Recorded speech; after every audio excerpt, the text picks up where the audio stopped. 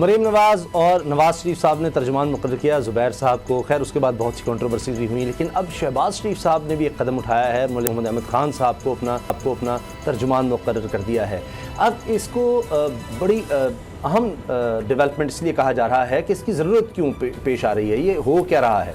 अब मलिक मोहम्मद अहमद ख़ान साहब का अंदाज़ गुफ्तगू का, उनके बयानात का अगर देखें, एक तो वो जब शहबाज शरीफ साहब वज़ीर आला थे तब उनके मुशीर भी रहे, मामले ख़ुसूसी रहे सकाफ़त पर और इतलात पर, और उनका अंदाज़ बिल्कुल मुख्तलिफ नहीं है। तलाल चौधरी हों, दीगर इस तरह के लोग हों, उनसे बिल्कुल मुख्तलिफ अंदाज़ होता है, मुख्तलिफ स्टेटमेंट्स होती हैं। बाबर डोगर साहब, ये चक्कर क्या है, क्यों शहबाज शरीफ साहब को ज़रूरत पड़ी है तर्जुमान मुकर्रर करने की, और मलिक मोहम्मद अहमद ख़ान का इंतखाब क्यों किया गया? ये तो बिल्कुल एक अलग लाइन लेते हैं। देखें, मरियम का जो बयानिया है वो है वोट को इज्जत दो, शहबाज शरीफ का जो बयानिया है वो है काम को इज्जत दो।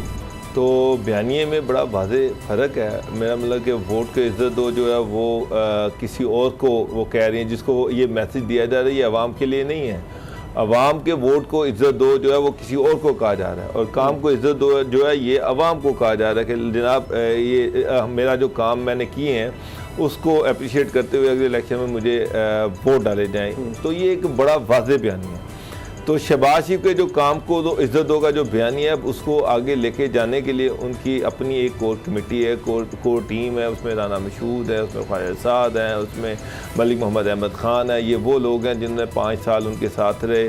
मलिक मोहम्मद अहमद ख़ान 5 साल जब चीफ मिनिस्टर थे तो उनके तर्जुमान भी थे, उनके इंफॉर्मेशन के पार्लिमानी सेक्रेटरी भी थे, तो उनको रिप्रेजेंट करते रहे हैं, शहबाज शरीफ को बहुत बेहतर जानते हैं। तो समझा ये वही जो चौधरी प्रेलाई ने बात की है, ये बयानिए की लड़ाई भी है और ये विरासत की भी लड़ाई है। शहबाज शरीफ जो है अब उन्होंने रिसेंटली कुछ बड़े आला पैमाने पे कुछ मुलाकातें भी की हैं और ये एश्योरेंस भी दी है कि जनाब 2023 तक हम कुछ नहीं करेंगे, हम ताबेदार रहेंगे। अच्छा, मेहरबानी करके 2023 का जो इलेक्शन है वो करवा दिया जाए। तो फिर आगे से भी कुछ बातें हुई हैं कि जनाब आपने तो गारंटी दी थी कि आपका भाई खामोश रहेगा, मरियम खामोश रहेगी और कुछ नहीं करेगी, लेकिन आपका भी लग रहा है उन पर कोई बस नहीं चल रहा, तो आप तो कुछ करते नहीं हैं, फरमाइशें हमसे करते रहते हैं।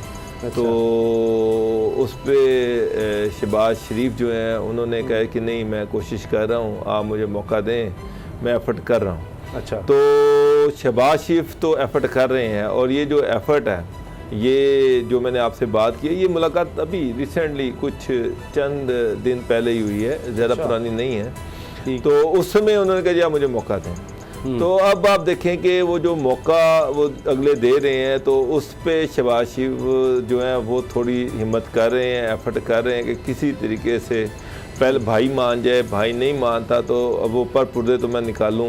तो ये जो मलिक मोहम्मद अहमद ख़ान को अपना तर्जुमान लगाना, ख्वाजा साद का इतनी दिलेरी और हिम्मत कि उन्होंने डिफेंस कैंट में काम को इज़्ज़त दो के बैनर लगवा दिए और नारा लगवा दिया उसका कि जी वोट को इज़्ज़त दो, हमारा बयानिया नहीं है, हमारा बयानिया काम को इज़्ज़त दो है।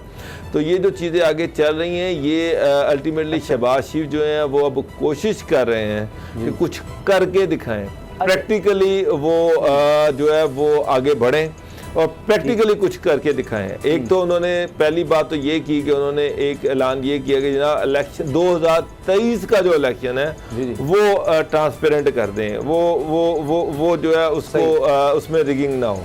तो वो किसी से तो कह रहे हैं ये, और वो जो कह रहे हैं इसका मतलब ये है कि उन्होंने एक चीज़ तो क्लियर कर दी कि इलेक्शन जो है वो 2023 में होंगे, 2022 में नहीं होंगे। अच्छा, मे भी 2023 की शुरू में हो जाए।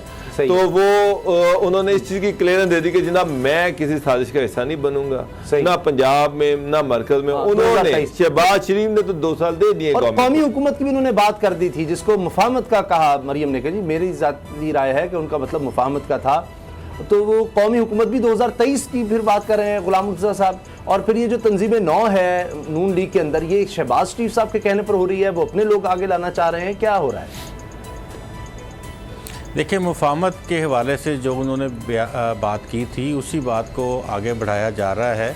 और आप ये भी देखेंगे पाकिस्तान तहरीक इंसाफ का जो हार्ड लाइनर जो उनके थे वो भी अपनी ज़ुबान जो है वो सॉफ्ट करेंगे, क्योंकि अब तमाम जमातों को अपने तर्जमान जो हैं वो इस तरह के रखने हैं कि जो दस्तों गिरेबान एक दूसरे का ना पकड़ें और एक दूसरे के गिरेबान को ना खींचें।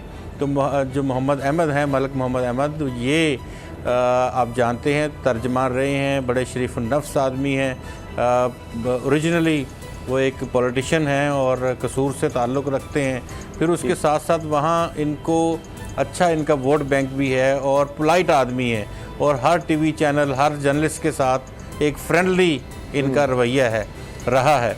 तो इसी चीज़ को मद्देनज़र रखते हुए इनको सामने लाया गया है ताकि ये उनका सॉफ्ट इमेज जो है वो सामने रखें। जो कभी पहले आप जितनी भी सुन लें, मरीम नवाज़ साहबा के जो बिल्कुल करीब हैं, मरीम औरंगज़ेब हैं, बाकी लोग हैं, उनकी जब बात सुनते थे ना तो आपको हमज़ा शहबाज शरीफ का और शहबाज शरीफ का ज़िक्र जो है ना वो ज़िमनी आपको मिलता था।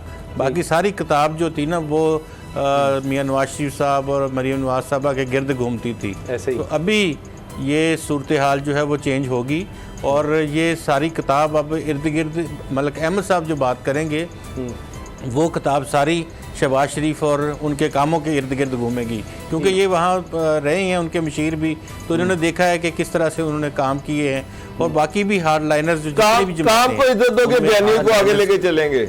अच्छा, ये भी एक अजीब मखमसा है जो कि प्रोग्राम का, तो मैं जाते इतना कह दूं कि जी वोट बैंक नवाज शरीफ साहब का है लेकिन जो बयानियाँ वो लेकर चल रहे हैं उसको वोट नहीं पड़ते। ये भी अजीब सूरत। सब्सक्राइब करें और बेल दबाएं ताकि कोई खबर रह न जाए।